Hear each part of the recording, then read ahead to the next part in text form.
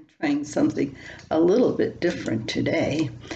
I found an old column that relates to a kitten, and I thought I'd have Kari come join me today. We'll see what happens.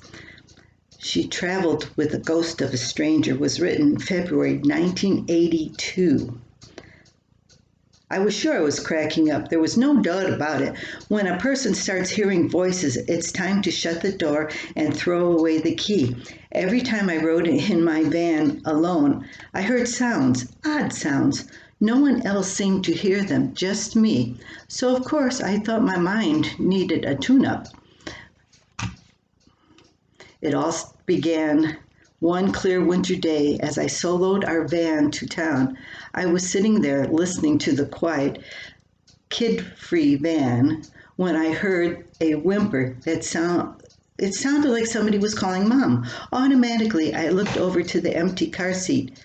No one was there. I laughed to myself. Silly, can't go anyplace alone. Even a squeak reminds you of your kids. The next time I heard the noise, I wasn't alone, but my witness at 2 years old hadn't been able to back up my story with words. Russell claimed he never to have heard a sound. As the days went on, the cry in the van began to sound more like a cat's meow to me. But we didn't even have a cat at that time. Even so, I decided it was time I checked under the hood. I really didn't want to do that chore. Looking under a hood, I'd seen cats there before, and they weren't a pretty sight. Slowly, I edged toward the front of the vehicle, looked at the hood, and prayed, please don't let it be too messy. With a deep breath, I opened it. Nothing. Thank God, no blood and guts. My problem remained unsolved. There still was the ghost cat to contend with. The meowing became more nerve-wracking each day.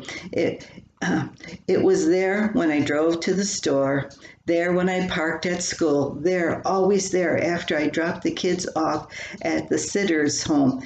It never said anything when Bob drove, never. Finally, I had enough of the ghost cat. I was determined to tear the van from muffler to carburetor to find it. I crawled behind and under the seat, stood on my tiptoes to view the roof, got down on my hands and knees to look under the van. All the while I searched, I called, kitty, kitty, kitty.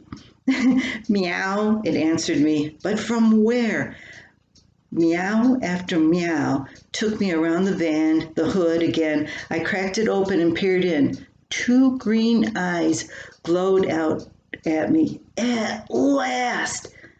The black feline, this is 1982 now, that black feline was perched far back in the shadows, safe in one piece. I took it out and gave it a boot back to the neighbor's place where it belonged. My mind was settled now, but the cat still bothers me sometimes. I can't help wondering every time I get behind the wheel if it sneaked aboard for another ride, a ride that might be its last. Well, this cat was found in a car wheel well, and I wrote about it just recently.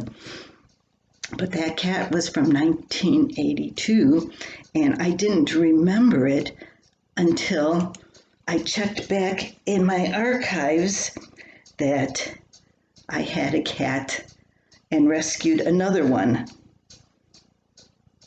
I hope you have a good day and have a nice pet to visit with too. Bye-bye.